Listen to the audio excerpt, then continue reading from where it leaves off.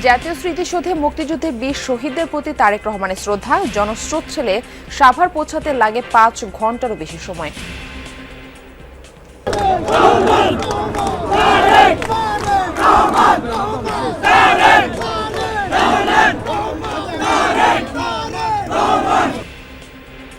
প্রায় ২ দশক পর বাবার সমাধিতে ছেলের মোনাজাত। ৩০০ আসনে এখনো প্রার্থী চূড়ান্ত করতে পারেনি কোনো দলই। শরিক ও সমমনাদের সাথে চলছে বিএনপি জামায়াতের দর কষাকষি। এনসিপির গন্তব্য নিয়ে আলোচনা। এটা নিয়ে কিছু টানাপোড়েন আছে। সব নির্বাচনের সময় এরকম কিছু টানাপোড়েন থাকে। ২-৩টা দলের সাথে আমাদের বসাবসি হয়েছে, আসনও তারা তালিকা দিয়েছে, আমরাও কাজ করছি। কোন ফরম্যাটে এই নেগোসিয়েশনটা হবে এ ব্যাপারে চূড়ান্ত কিছু বলা যাচ্ছে না, সেটা হয়তো আরও কিছুদিন পরে আলোচনাটা চলছে দুই তরফেই, এবং অন্যান্য দলের সাথেও আমাদের আলোচনা হচ্ছে। উত্তরের জেলা কুড়িগ্রামে জেঁকে বসেছে শীত। কনকনে হাওয়ায় বিপর্যস্ত জনজীবন। ঘন কুয়াশায় ২ নৌ রুটে ফেরি চলাচল ব্যাহত। টানা ছুটিতে কক্সবাজার সহ ৩ পার্বত্য জেলায় পর্যটকের ঢল। উপভোগ করছেন দিগন্ত বিস্তৃত সমুদ্রের নীল জল। কুয়াশার চাদরে মোড়া সবুজ পাহাড় ছুঁয়ে যাচ্ছে প্রকৃতিপ্রেমীদের মন। আমি জানতাম সুন্দর, কিন্তু সুন্দরটা আসলে এত সুন্দর। এইসব জায়গাগুলো গেলে আমার মনে হয় যে আরো ভালোভাবে প্রাকৃতিক সৌন্দর্যটা উপভোগ করতে পারবে। মিয়ানমারে নির্বাচন ঘিরে শঙ্কা উত্তেজনা। জান্তার বিরুদ্ধে বিরোধী দলীয় সমর্থকদের উপর হামলা, দমন পীড়নের অভিযোগ মানবাধিকার সংস্থাগুলোর।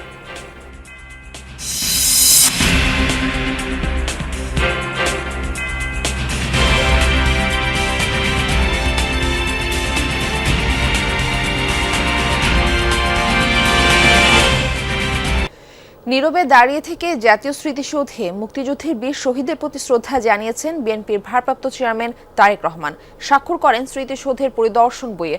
সড়কের জনস্রোত ঠেলে জিয়াউর রহমানের সমাধি থেকে সাভার পৌঁছাতে প্রায় ৫ ঘন্টা সময় লেগে যায় বিএনপির শীর্ষ নেতার। নিয়ম অনুযায়ী সূর্যাস্তের আগে স্মৃতিসৌধে শ্রদ্ধা নিবেদন করতে হয়। তাই তারেক রহমান পৌঁছানোর আগেই তার পক্ষে বিকেলে স্মৃতিসৌধে পুষ্পস্তবক অর্পণ করেন বিএনপির সিনিয়র নেতারা। সাভারের জাতীয় স্মৃতিসৌধে রাত ১০টা নাগাদ যখন তারেক রহমান পৌঁছান, তখন জনতার কাছে হাত উঁচু করে দোয়া প্রার্থনা করছিলেন তিনি। পরে দীর্ঘক্ষণ অপেক্ষায় থাকা জনতার ভালোবাসায় সিক্ত হয়ে প্রবেশ করেন জাতীয় স্মৃতিসৌধে। রাত হয়ে যাওয়ায় রীতি অনুযায়ী স্মৃতির মিনারে ফুল না দিয়ে নীরবে দাঁড়িয়ে থাকেন তারেক রহমান। পরিদর্শন বইয়ে স্বাক্ষর করে মুক্তিযুদ্ধের বীর শহীদদের প্রতি শ্রদ্ধা জানান তিনি। তবে বিকেলে তারেক রহমানের পক্ষ থেকে স্মৃতিসৌধে পুষ্পস্তবক অর্পণ করেন বিএনপি নেতারা। শহীদ জিয়াউর রহমানের মাজারে পুষ্পস্তবক অর্পণ করছেন এবং সেখানে মাজার জিয়ারত করে তিনি ওখান থেকে রওনা দিচ্ছেন। এর আগে বাবা জিয়াউর রহমানের কবর জিয়ারত শেষে বিকেল ৫টায় মুক্তিযুদ্ধের বীর শহীদদের প্রতি শ্রদ্ধা জানাতে সাভারের পথে রওনা হন তিনি। তারেক রহমানকে এক নজর দেখতে পুরোটা পথ জুড়েই ছিল বিএনপি নেতাকর্মীদের ঢল। জনস্রোত তৈরি হয় ঢাকা আরেচা সড়কের বিভিন্ন পয়েন্টে। পুরো সময় সেই লাল সবুজ বাসের সামনে ঠাঁই দাঁড়িয়ে জনতার অভিবাদন গ্রহণ করেন তারেক রহমান। হাত নেড়ে শুভেচ্ছার জবাব দিতেও ভুল করেননি এক মুহূর্ত। স্মৃতিসৌধের দরজায় তারেক রহমানকে দেখে নেতাকর্মী ও সমর্থকদের ৮ ঘন্টার বিরামহীন অপেক্ষা আর তীব্র শীতের কষ্ট যেন নিমিষেই উবে যায়। সেই পঞ্চগড় জেলা থেকে আসছি লিডারকে দেখার জন্য। খুব ভালো লাগলো, দেখা মনের আশা খুব পূর্ণ হইল। খুবই আনন্দ, প্রকাশ করতে পারবো না। রাত ১২টা নাগাদ দিনের কর্মসূচি শেষ করে গুলশানে বাসায় ফিরেন তারেক রহমান। আরেফিন শাকিল, যমুনা নিউজ, সাভার, ঢাকা। এর আগে শুক্রবার বিকেলে বাবার সমাধিতে শ্রদ্ধা জানান তারেক রহমান। ১৯ বছর পর প্রয়াত রাষ্ট্রপতির সমাধিতে গিয়ে কিছু সময় নীরবে দাঁড়িয়ে থাকেন। পরে ২ হাত তুলে নিজেই দোয়া করেন ছেলে তারেক রহমান। এর আগে স্থায়ী কমিটির সদস্যদের নিয়ে পুষ্পস্তবক অর্পণ করেন বিএনপির প্রতিষ্ঠাতার সমাধিতে। ঐতিহাসিক স্বদেশ প্রত্যাবর্তনের দ্বিতীয় দিনেও নেতাকর্মীদের উপচে পড়া ভিড় ছিল জিয়া উদ্যানে। মরহুম বাবার শিয়রে দাঁড়িয়ে সন্তান একা, শেরেবাংলা নগরের সমাধিস্থলে 2 হাত তুলে বাবার আত্মার মাগফিরাত কামনা করেন স্রষ্টার কাছে, অলক্ষ্যে নেন আশীর্বাদও। সবশেষ 2006 সালে তারেক রহমান শ্রদ্ধা জানান বিএনপির প্রতিষ্ঠাতা প্রয়াত রাষ্ট্রপতি জিয়াউর রহমানের সমাধিতে। এরপর 2007-এর আলোচিত 1/11 আর 2008-এ নির্বাসিত জীবনের শুরু। 17 বছর পর রাজস্বিক এক স্বদেশ প্রত্যাবর্তনের মধ্য দিয়ে দেশের মাটিতে বিএনপির ভারপ্রাপ্ত চেয়ারম্যান তারেক রহমান প্রথম দিনেই হাসপাতালে যান মাকে দেখতে। শুক্রবার দেশে ফেরার দ্বিতীয় দিনের শেষ বিকেলে গেলেন প্রয়াত বাবার সমাধিতে। প্রথমে দলের নেতাকর্মীদের নিয়ে পুষ্পস্তবক অর্পণ করেন। ফাতিহা পাঠ ও কবর জিয়ারতে শামিল হলেন 2 হাত তুলে। নীরবে দাঁড়িয়ে থাকেন কিছু সময়। পরিণত মানুষেরও চোখে আসে জল। রাজনীতির কঠিন বাস্তবতা আর ব্যক্তিগত আবেগ যেন মিলেমিশে একাকার। তারেক রহমানের উপস্থিতি ঘিরে নেতাকর্মীদের ব্যাপক উপস্থিতি ছিল জিয়া উদ্যানে। আশপাশের এলাকায় ছিল বর্ণিল ব্যানার আর প্লেকার্ড। বিএনপির প্রতিষ্ঠাতা জিয়াউর রহমানের সমাধিতে শ্রদ্ধা জানানোর মধ্য দিয়ে যেন দেশের মাটিতে তারেক রহমানের নতুন রাজনৈতিক অধ্যায়ের সূচনা হলো। প্রায় আধ ঘন্টা অবস্থান করেন জিয়া সমাধি কমপ্লেক্সে। যে দলের তারেক রহমানের প্রত্যাবর্তন বাংলাদেশের রাজনৈতিক ইতিহাসে একটা পরিবর্তন নিয়ে আসলো, একটা ইতিবাচক পরিবর্তন নিয়ে আসলো। আমরা আজকে অপেক্ষা করে আছি এই নেতার নেতৃত্বে একটা সত্যিকার অর্থেই একটা সুখী সমৃদ্ধ গণতান্ত্রিক বাংলাদেশ নির্মাণের জন্য। বহুদলীয় গণতন্ত্রের প্রবর্তক শহীদ রাষ্ট্রপতি জিয়াউর রহমান এটার প্রতিপালন করেছেন আমাদের নেত্রী দেশনেত্রী বেগম খালেদা জিয়া। আবার এটাকে আরও পরিস্ফুটন করবেন আমাদের নেতা তারেক রহমান সাহেব। এটা আমার জনগণের প্রত্যাশা। নেতাকর্মীদের বিপুল উপস্থিতির প্রত্যাশা জিয়ার আদর্শকে ধারণ করে তারেক রহমান দেশে নতুন রাজনীতি আর পরিবর্তনের সূচনা করবেন। সবশেষ 2006-এ এসেছিলেন। ঐতিহাসিক স্বদেশ প্রত্যাবর্তনের দ্বিতীয় দিনে তারেক রহমান প্রায় 19 বছরের ব্যবধানে আবার এলেন জিয়াউর রহমানের সমাধি কমপ্লেক্সে। শ্রদ্ধা জানালেন তিনি, স্মরণ করলেন তার প্রয়াত পিতাকে এবং তিনি এখন যে দলের ভারপ্রাপ্ত চেয়ারম্যান সেই দলের প্রতিষ্ঠাতাকেও। জিয়াউর রহমান যে উন্নয়নের অগ্রযাত্রার সূচনা করেছিলেন বাংলাদেশে, তার ধারাবাহিকতা রক্ষার গুরু দায়িত্ব এখন তারেক রহমানের কাঁধে। নেতাকর্মীরা বিশ্বাস করেন আগামী নির্বাচনে বিজয়ী হয়ে বিএনপির এই নেতা বাংলাদেশকে এগিয়ে নিয়ে যাবেন উন্নয়নের নতুন শিখরে। সাইফুদ্দিন রবিন, যমুনা নিউজ, ঢাকা। বিএনপির ভারপ্রাপ্ত চেয়ারম্যান তারেক রহমানের কর্মসূচি ঘিরে শুক্রবারও নেতাকর্মীদের বাঁধ ভাঙা উচ্ছ্বাস। গুলশানের বাসা থেকে বেরিয়ে তারেক রহমানের গাড়িবহর যখন বিজয় সরণিতে পৌঁছায়, উপচে পড়া ভিড়ে আটকে যায় গতিপথ। গাড়ির দুপাশ থেকে হাত নেড়ে নেতাকর্মীদের অবিরাম শুভেচ্ছা জানান শীর্ষ এই নেতা। কঠোর নিরাপত্তার মধ্য দিয়ে কর্মীদের ভিড় ঠেলে জিয়াউর রহমানের সমাধিতে পৌঁছাতে সময় লেগে যায় প্রায় 2 ঘন্টা। মা মাটির স্পর্শ পেয়েছেন আগের দিনেই। শুক্রবার জুমার নামাজ শেষ হতেই দীর্ঘ 19 বছর পর বাবার কবর জিয়ারতের উদ্দেশ্যে গুলশান এভিনিউয়ের বাসা থেকে বের হন তারেক রহমান। এ যেন আগের দিনের পুনরাবৃত্তি। আবারও সবার আগে বাংলাদেশ ব্যানারে সাজানো লাল সবুজ রঙের বাসটিতে চড়েই রওনা হলেন জিয়া উদ্যানের দিকে। দীর্ঘ 1.5 যুগ পর নেতা ফিরেছেন, কর্মীদের আনন্দ উচ্ছ্বাস কি একদিনেই ফুরয়? গাড়িবহরের পিছু পিছু হাজারো নেতাকর্মী তখন জিয়া উদ্যানের দিকে। এদিনও পুরো পথ জুড়ে দাঁড়িয়ে আর হাত নেড়ে নেতাকর্মী আর সমর্থকদের ভালোবাসার জবাব দেন তারেক রহমান। এদিনও ছিল কয়েক স্তরের নিরাপত্তা। এর মধ্য দিয়েই এগিয়ে যেতে থাকে তারেক রহমানকে বহনকারী বাসটি। জনস্রোত ঠেলে জিয়া উদ্যানে পৌঁছাতে পেরিয়ে যায় ঘন্টারও বেশি সময়। আমরা মনে করি তারেক রহমানের বাংলাদেশে প্রত্যাবর্তনের মাধ্যম দিয়েই বাংলাদেশ গণতন্ত্রের দিকে আরও এগিয়ে গেল। তার বাবারের কবরটি দীর্ঘ 17 বছর পর দেখে তিনি আবেগে আপ্লুত হয়ে গিয়েছিলেন। তার মুখে কোনো ভাষা ছিল না, তার চোখ দেখে আমরা অনুধাবন করতে পেরেছি।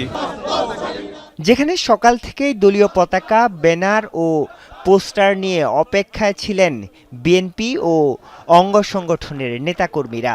আগামী নির্বাচন যে তারেক রহমান সাহেব অংশগ্রহণ করছেন সেটার একটা প্রতিফলন আজকে থেকে আপনারা মাঠে ময়দানে দেখতে পারবেন ইনশাল্লাহ। উনি ওনার বাবার কবরের এখানে জিয়ারতের মাধ্যমে সেই প্রেরণা পাবেন এবং উজ্জীবিত হয়ে আবার দেশ পরিচালনার জন্য উনি নিজের পরিকল্পনা বাস্তবায়নের জন্য ইনশাআল্লাহ উনি সফল হবেন আর কি। বাবার কবর জিয়ারত শেষে সাভার স্মৃতিসৌধে মুক্তিযুদ্ধের বীর শহীদদের প্রতি শ্রদ্ধা জানাতে যাত্রা শুরু করে তারেক রহমানকে বহনকারী গাড়িবহর।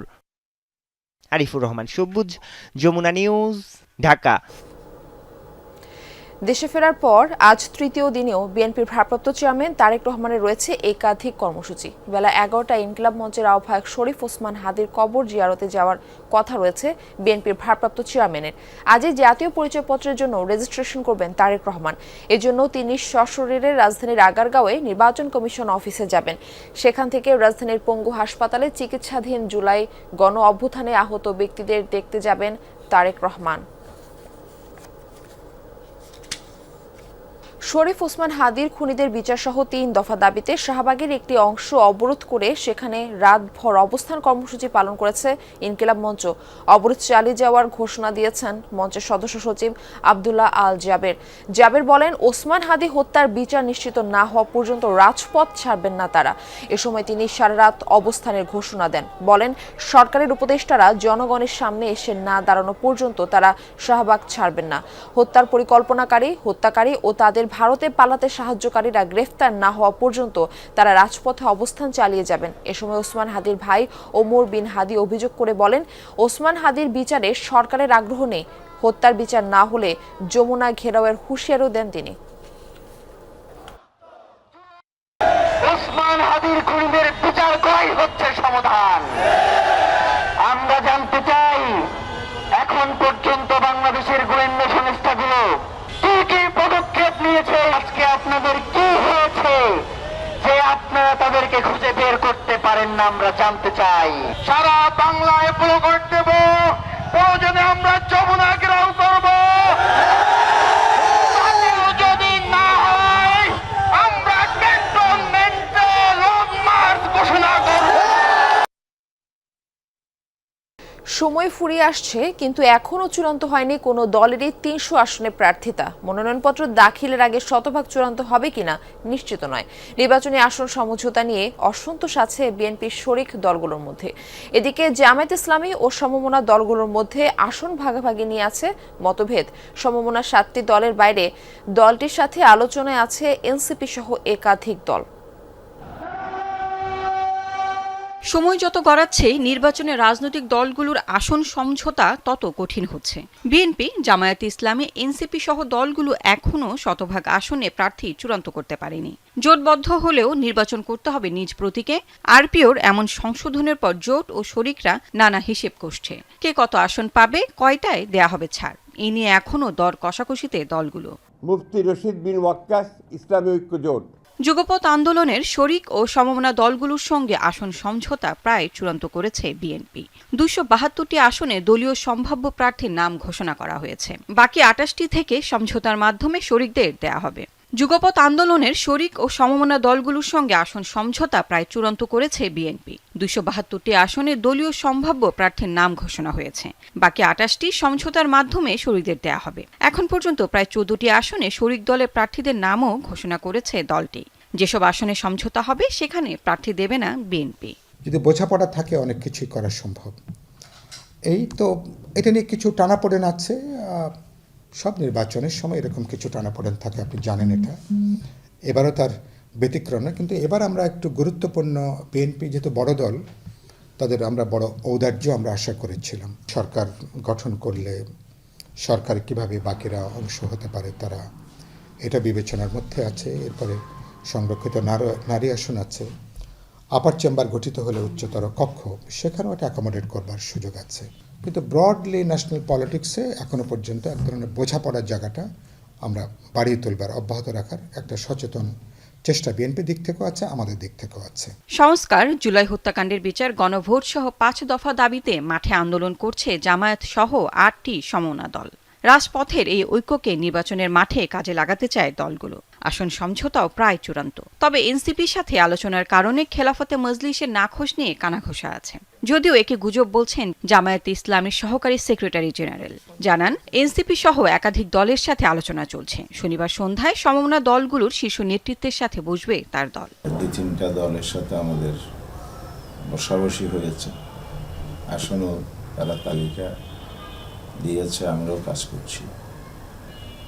আরও প্রায় ডজনখানিক দল আছে যারা যোগাযোগের মধ্যে আছে, যে আসতে চাই। তা আমরা কতটুকু আসলে স্পেস দিতে পারবো, যেহেতু আমরা 8 দল একসাথে দীর্ঘদিন কাজ করে এই জায়গায় আসছি।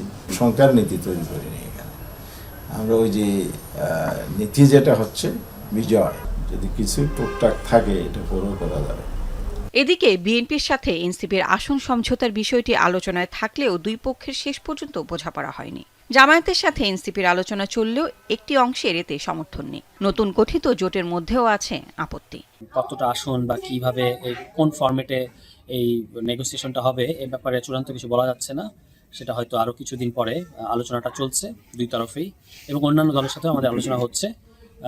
আমরা আমাদের দলের স্বাতন্ত্র্য এবং আমাদের দলের যে ইশতেহার ইত্যাদিকে মাথায় রেখে এই আসন সমঝোতা কিংবা কোনো ধরনের আন্ডারস্ট্যান্ডিং সেটাতে আমরা যাব। মনোনয়নপত্র জমা দেওয়ার আগে কোনো সমঝোতায় আসতে না পারলে প্রার্থিতা প্রত্যাহারের আগেই সমাধানে আসতে হবে দলগুলোকে। লাভলি বিথি, যমুনা নিউজ, ঢাকা। ঘন কুয়াশার কারণে পাটুরিয়া, দৌলতদিয়া ও আরিচা কাজিরহাট নৌরুটে ফেরি চলাচল বন্ধ। মাঝ নদীতে যাত্রী যানবাহন নিয়ে আটকা পড়েছে 5টি ফেরি। শুক্রবার সন্ধ্যা 7:30 থেকে ফেরি চলাচল বন্ধ ঘোষণা করে ঘাট কর্তৃপক্ষ।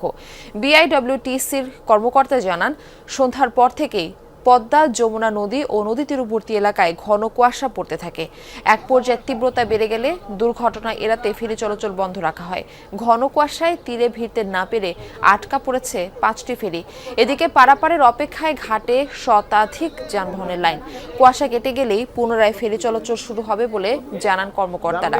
এর আগে বৃহস্পতিবার মধ্যরাত থেকে শুক্রবার সকাল পর্যন্ত টানা 9.5 ঘন্টা ওই দুটি ঘাটে ফেরি চলাচল বন্ধ থাকে।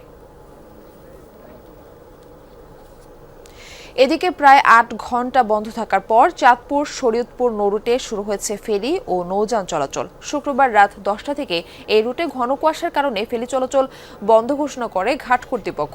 বিআইডব্লিউটিসি জানায়, সন্ধ্যা থেকেই নদী অববাহিকায় ঘন কুয়াশা পড়তে থাকে। 10টা নাগাদ কুয়াশার তীব্রতা বেড়ে গেলে নৌপথের দিক নির্দেশক মার্কিং বাতি অস্পষ্ট হয়ে পড়ে। এমন পরিস্থিতিতে দুর্ঘটনা এড়াতে ফেরিসহ অন্যান্য নৌযান চলাচল বন্ধ ঘোষণা করা হয়। সকালে কুয়াশার তীব্রতা কমে আসলে আবারও ফেরি চলাচল শুরু হয়।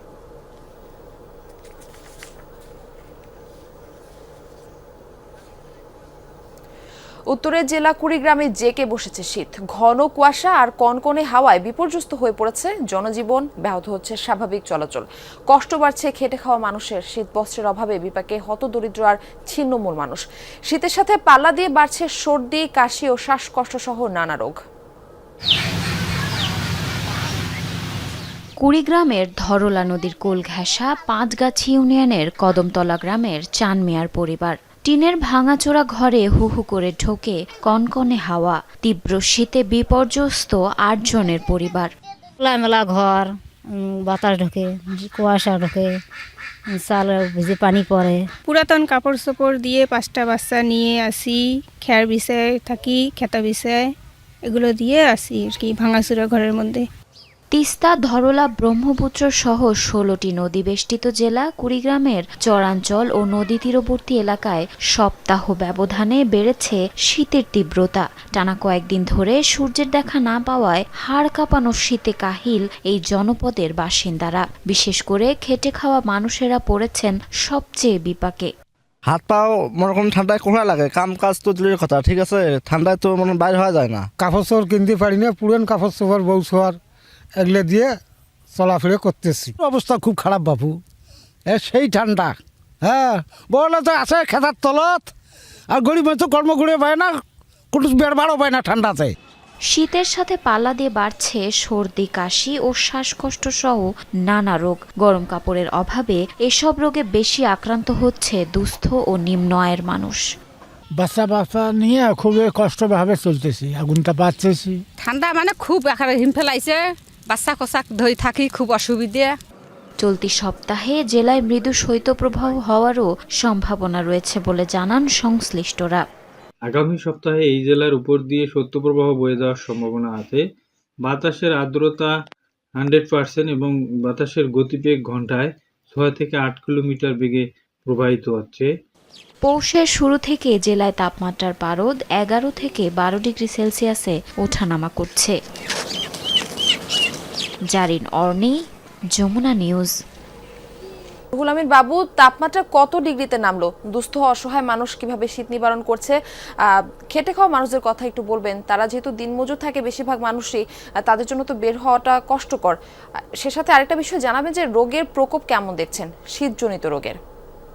মারফি, আপনাকে প্রথমে বলে রাখি যে আমরা কিন্তু আগেও জানিয়েছিলাম যে শীতের কারণে যে শীতবাহী যে রোগগুলো হয় সেগুলোর কিন্তু মাত্রা বেড়েছে কুষ্টিয়া সদর হাসপাতালে, অর্থাৎ ডায়রিয়া এবং যে স্ট্রোকের যে বিষয়গুলো রয়েছে বয়স্কদের, সেসব রোগের প্রকোপ বেড়েছে। সেই সাথে আরেকটু বিষয় আপনাকে বলে রাখি যে যারা সাধারণ খেটে খাওয়া মানুষ তাদের জন্য বেশ কয়েকদিন যাবৎ, অর্থাৎ আজ প্রায় সপ্তাহখানেক হচ্ছে কুষ্টিয়ার আকাশ বাতাস জুড়ে ঠিক একই রকম চিত্র আপনারা যেটা দেখতে পাচ্ছেন। মাঝে দু একদিন একটু রোদের দেখা মিললেও এখন এবং গত দু একদিন ধরে কিন্তু এই অবস্থার মধ্যে যাচ্ছে, অর্থাৎ একেবারেই অন্ধকার বলা যায়। বাইরে বের হলে যারা বের হচ্ছেন, একেবারেই যারা মাঠে ঘাটে যারা কাজ করছেন, গরিব মানুষ, সাধারণ মানুষ যাদের খুবই প্রয়োজন, তারাই শুধু বের হয়েছেন এই কুয়াশার মধ্যে।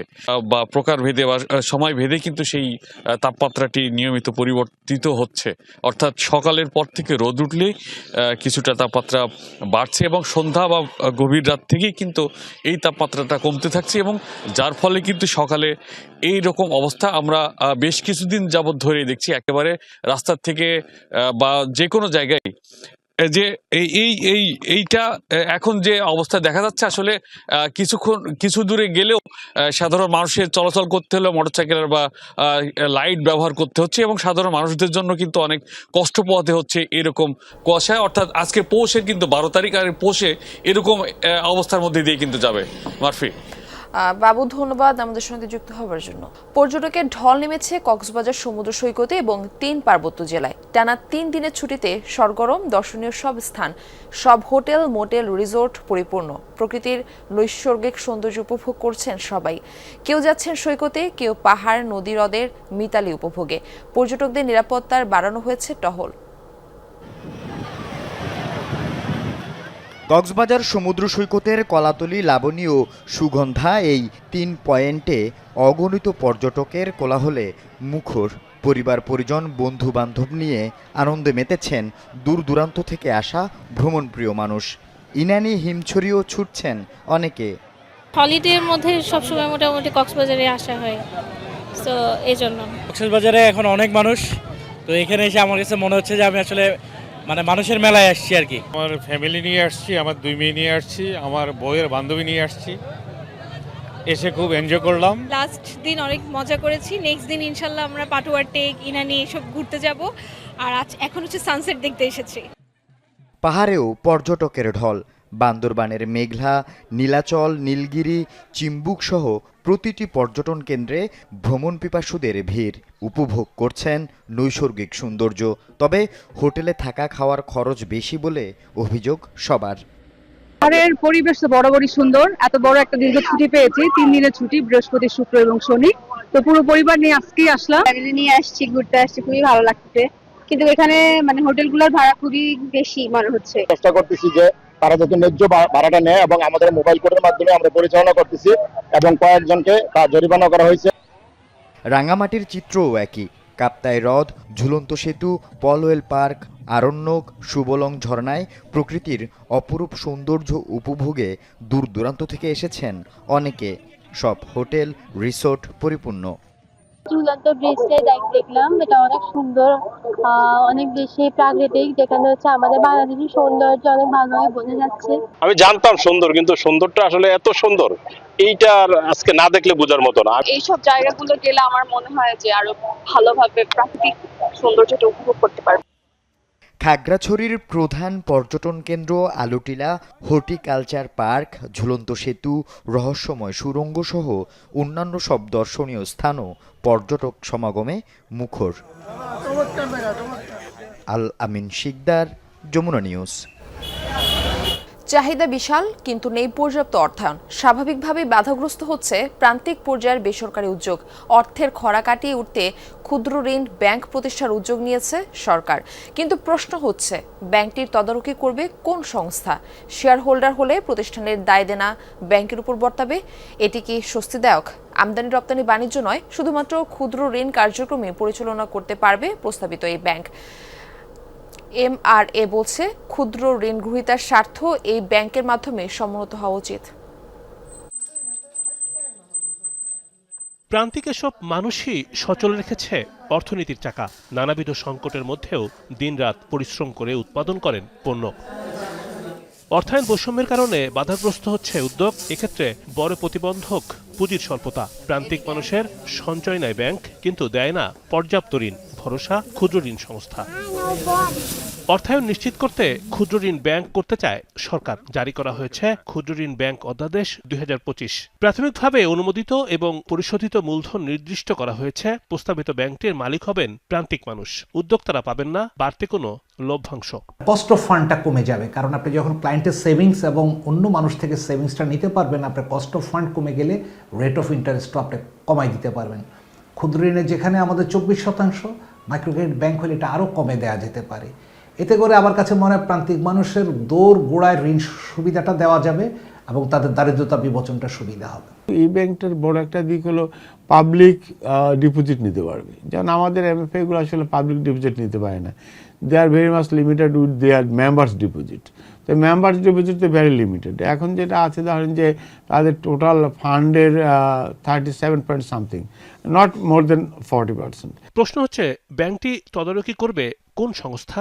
যদি বাংলাদেশ ব্যাংক কোম্পানি আইন বলেই পরিচালিত হয়, তাহলে বিকল্প ব্যাংকের কি দরকার? তফসিলি ব্যাংকের মতো ব্যাংক হয় তাহলে অবশ্যই বাংলা ব্যাংকে করা উচিত, কিন্তু সেটার প্রয়োজন আছে কিনা? তাহলে এটার নাম আমরা মাইক্রো ক্রেডিট ব্যাংক কেন দিব?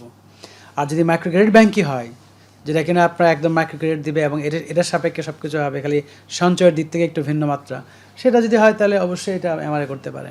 ক্ষুদ্র ঋণ প্রতিষ্ঠান যদি এই ব্যাংকের শেয়ার হোল্ডার হয়, তাহলে তার সকল দায়দেনা ব্যাংকের উপর বর্তাবে। এমন নিয়মও প্রশ্নবিদ্ধ। তফসিলি ব্যাংক থেকে এই ক্ষুদ্র ঋণ ব্যাংকের পার্থক্য হচ্ছে শেয়ার হোল্ডাররা বিনিয়োগ থেকে পাবেন না বাড়তি লভ্যাংশ। শেয়ার হোল্ডার যারা কিনা ওই যে ঋণ গ্রহীতা এবং আমানতকারী, তারা সেই ডিভিডেন্ড পাবে। কিন্তু আমরা মানে কমার্শিয়াল ব্যাংকে যখন স্পন্সর ডিরেক্টর বলি, এখানে যারা থাকবে তারা ওই ক্যাপিটাল দিয়েছে, শুধু সেই ক্যাপিটালটুকু ডিভিডেন্ড আকারে তুলতে পারবে, এর বেশি কিন্তু আপনার তারা কিছু পাবে না। তার মানে ক্যাপিটালটা শুধু রিকভার করতে পারবে। কারো কারো দেখা যাচ্ছে কি 50,000 কোটি টাকার দায় দেনা আছে। অথরাইজ ক্যাপিটাল যার হবে 300 কোটি টাকা, পেড আপ ক্যাপিটাল যেখানে শুরুতে হবে 100 কোটি টাকা।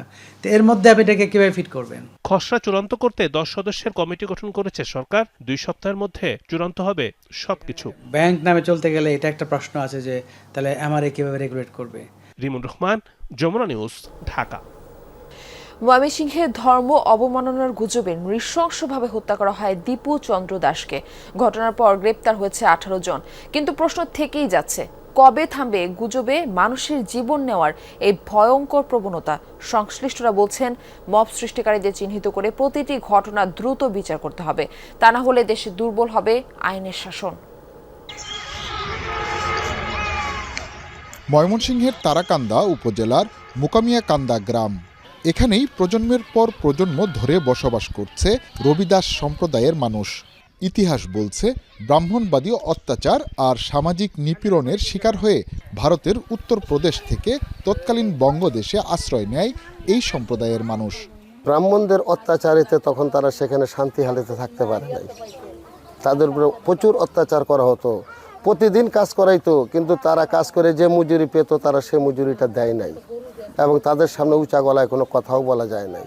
এই গ্রামেরই বাসিন্দা রবিলাল রবিদাস, তার ছেলে দীপুচন্দ্র দাস উন্নত জীবনের আশায় বংশ পরম্পরায় মুচির কাজ বা চামড়ার পেশা ছেড়ে গার্মেন্টসে চাকরি নেন, কিন্তু মব সন্ত্রাস কেড়ে নিল তার জীবন। এখন দীপু শুধুই স্মৃতি। স্বামীর মৃত্যুর পর শিশু সন্তান গীতিকা রবিদাসকে নিয়ে দিশেহারা স্ত্রী মেঘনা রবিদাস। শোক আর কান্নায় স্তব্ধ পুরো পরিবার। প্রতিবেশী ও স্বজনরা বিচার চান এই নৃশংসতার। যারা আমার পুত্রে করছে তাকে আমি ফাঁসি চাই, আমি এই বিচারটা চাই আমার কাছে।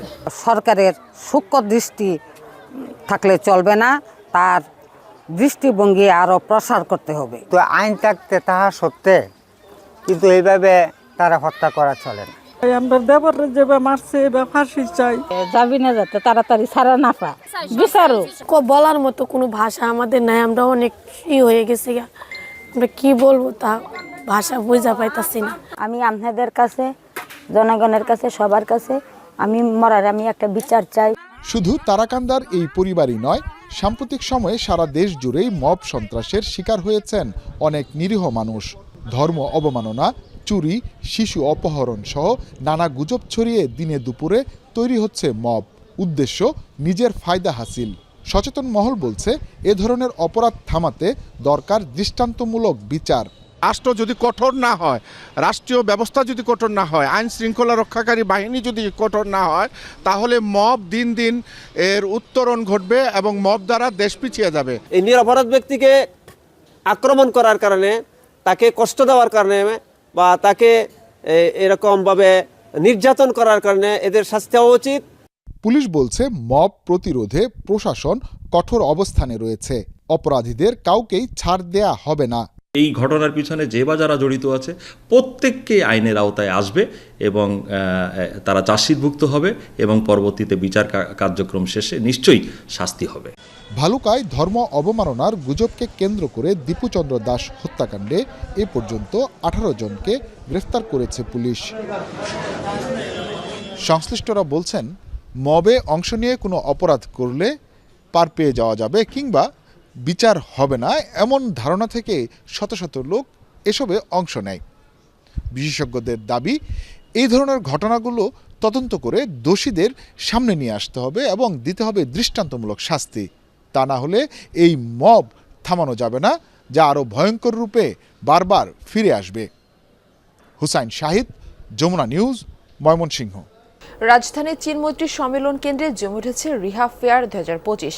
এক ছাদের নিচে নিজের পছন্দের প্লট কিংবা ফ্ল্যাট খুঁজতে ভিড় করছেন ক্রেতা দর্শনার্থীরা। তাদের আকৃষ্ট করতে বিভিন্ন কোম্পানির মূল্য ছাড় সহ নানা অফার নিয়ে হাজির হয়েছে এই আবাসন মেলায়। পাশাপাশি ব্যাংক ও আর্থিক প্রতিষ্ঠানগুলো বিভিন্ন ঋণ সুবিধা তুলে ধরছেন ক্রেতাদের সামনে। উদ্যোক্তারা বলছেন, নতুন ড্যাপ ও ইমারত নির্মাণ বিধিমালায় অনেক জটিলতা কেটে যাওয়ায় ইতিবাচক প্রভাব পড়েছে প্লট ও ফ্ল্যাট বিক্রিতে।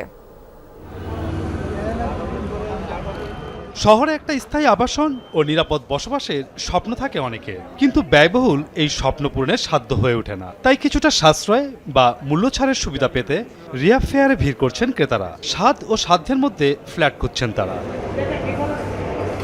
রিহাব ফেয়ার 2025-এর শেষ দিনেও স্টলগুলোতে ক্রেতা দর্শনার্থীদের বেশ ভিড়। গ্রাহকের পছন্দ অনুযায়ী নিজ নিজ প্রতিষ্ঠানের প্রকল্পগুলো ক্রেতার সামনে তুলে ধরছেন বিক্রয় প্রতিনিধিরা। একই ছাদের নিচে স্বনামধন্য সব প্রতিষ্ঠানের প্রকল্প যাচাই বাছাই করে নেওয়ার সুযোগ থাকায় সন্তুষ্ট ক্রেতারা। এখানে যেহেতু চাকরি করা, সেহেতু আমরা মনে করছিলাম যে একটা ছোট্ট একটা ফ্ল্যাট যদি আমার সাধ্যের ভিতরে থাকে, তাহলে ওরকম একটা ফ্ল্যাট আমি খুঁজছিলাম। কোনো কোম্পানি 10%, কোনো কোম্পানি 15% দিচ্ছেন। হ্যাঁ, আমরা দেখছি এটা আমাদের জন্য অনেক, বিভিন্ন কোম্পানি আসলে আমাদের জন্য অনেক সুবিধা হয়। প্লট কিংবা ফ্ল্যাটের যথাযথ অনুমোদন আছে কিনা অথবা ইমারত নির্মাণ বিধিমালা সঠিকভাবে অনুসরণ করে ভবন নির্মাণের বিষয়ে ক্রেতাদের জানার আগ্রহ সবচেয়ে বেশি। তবে এবারের আবাসন মেলায় ভবন নির্মাণে প্রযুক্তির ব্যবহার এবং মানসম্পন্ন নির্মাণ সামগ্রীর ব্যবহারের বিষয়ে সবচেয়ে বেশি খোঁজ দিচ্ছেন ক্রেতারা। উদ্যোক্তারা জানান, সম্প্রতি ঢাকা ও আশেপাশে ঘন ঘন ভূমিকম্পের জন্য এসব বিষয়ে ক্রেতাদের সচেতনতা বেড়েছে। বিল্ডিংয়ের ডিজাইন, তারপর ফ্লোর প্ল্যান, তারপর যেহেতু রিসেন্টলি আমাদের দেশে ভূমিকম্পের একটা বড় সম্ভাবনা গিয়েছে, তো সেই দিক থেকে চিন্তা করতে গেলে ওনারা সেটা চিন্তা করেও আমাদের কাছে আসছেন। সবসময় আমরা যে প্রাইসটা আসলে দিয়ে থাকি, রেগুলার যে প্রাইস থাকে, সেই প্রাইস থেকে আমরা মেলা উপলক্ষে আমরা একটা বিশেষ ছাড়ের রাখছি, বিশেষ প্রাইস থাকছে, সাথে আমাদের কিছু গিফট থাকছে। আমাদের এখানে 3 কাঠা আছে, 5 কাঠা আছে, আলহামদুলিল্লাহ। ওখানে নতুন ড্যাপের নতুন বিধিমালায়, ইমারত বিধিমালায় আমাদের এখানে বিল্ডিংয়ের হাইটটা একটু বেশিই পাবে।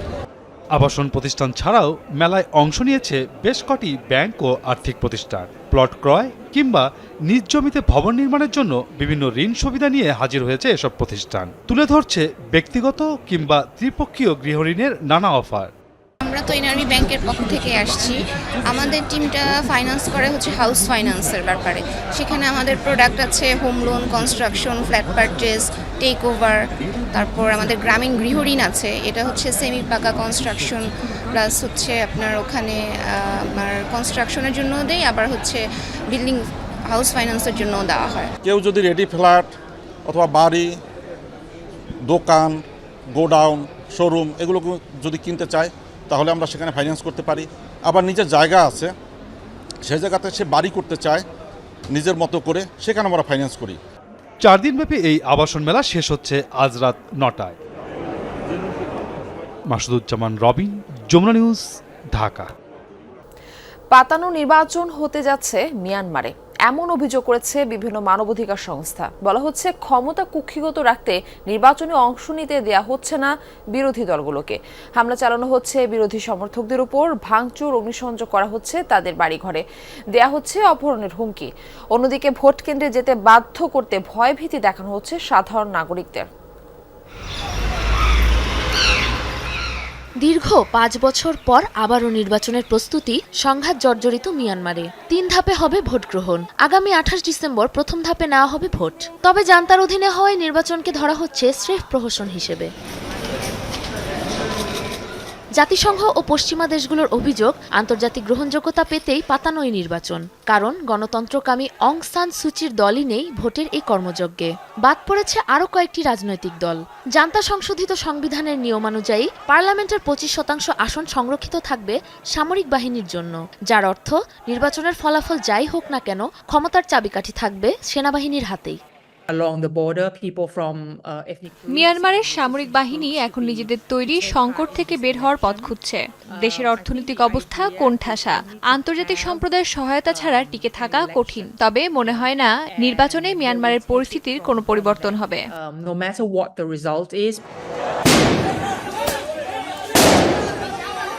এদিকে প্রশ্নবিদ্ধ এই নির্বাচনে ভোটারদের অংশগ্রহণ নিশ্চিতে গ্রেফতার ও ভয়ভীতি দেখানোর অভিযোগ তুলেছে জাতিসংঘ। এক প্রতিবেদনে দাবি করা হয় গণগ্রেফতার করা হচ্ছে জান্তা বিরোধীদের। ভোট না দিলে বাড়িঘর দখল, হামলা, অপহরণের হুমকিও দিচ্ছে সেনা সদস্যরা। আগ্রাসন থেকে বাদ পড়ছে না দেশটির সাংস্কৃতিক ব্যক্তিত্বরাও। নির্বাচনী প্রচারণায় নির্মিত চলচ্চিত্রের সমালোচনা করায় 7 বছরের কারাদণ্ড দেয়া হয়েছে দেশটির এক পরিচালককে। এই নির্বাচনে জান্তা সমর্থিত দল ও গোষ্ঠীরাই অংশ নিচ্ছে। তাদের লক্ষ্য হলো কোনোভাবে লোক দেখানো একটি নির্বাচন শেষ করে পরিস্থিতি নিয়ন্ত্রণ। তাই এ ভোট কেবল ভুয়া বা জালিয়াতি নয়, বরং রক্তমাখা চক্রান্ত। এখন পর্যন্ত জানানো হয়নি নির্বাচনের ফল ঘোষণার তারিখ। আগামী জানুয়ারিতে সম্পন্ন হবে বাকি 2 ধাপ। সামরিক নেতৃত্বে নির্বাচনে অংশ নিচ্ছে মিয়ানমারের 6টি রাজনৈতিক দল। সাবরিনা নুসরাত, যমুনা নিউজ। দৈনন্দিন ব্যবহার্য জিনিস থেকে শুরু করে রোবোটিক্স উৎপাদনের জগতে বিপ্লব এনেছে ফটো পলিমারাইজেশন ভিত্তিক 3D প্রিন্টিং প্রযুক্তি। চীনা এই প্রযুক্তি নতুন মাত্রা যোগ করেছে শিল্প খাতে। ধারণা করা হচ্ছে 3D প্রিন্টিং এর আধুনিকায়ন খুব দ্রুত বদলে দিতে পারে উৎপাদন শিল্পের ভবিষ্যৎ। মুহূর্তেই তৈরি হচ্ছে দৈনন্দিন ব্যবহার্য জিনিসপত্র।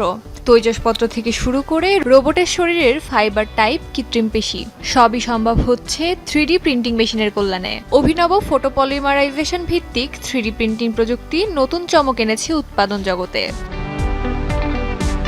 আগের মতো স্তর ভিত্তিক উৎপাদন নয়, এই প্রযুক্তিতে কোনো কিছু তৈরির মূল চালিকা শক্তি আলো। তরল ফটোপলিমার রেজিনের উপর নির্দিষ্ট তরঙ্গ দৈর্ঘ্যের অতিবেগুনি বা ইউভি রশ্মি ফেললে মুহূর্তেই পাওয়া যাচ্ছে কাঙ্ক্ষিত অবয়ব। বানিয়ে ফেলা সম্ভব যে কোনো ত্রিমাত্রিক বস্তু। তাপে বা বাতাসে শুকানোর জন্য অপেক্ষা নেই। ইউভি কিউরিং পদ্ধতিতে আকৃতি নেয় দ্রুত। এর নিয়ন্ত্রণও অত্যন্ত নির্ভুল। ফলে প্রচলিত 3D প্রিন্টিং এর তুলনায় 20 থেকে 100 গুণ দ্রুত উৎপাদন সম্ভব এই পদ্ধতিতে।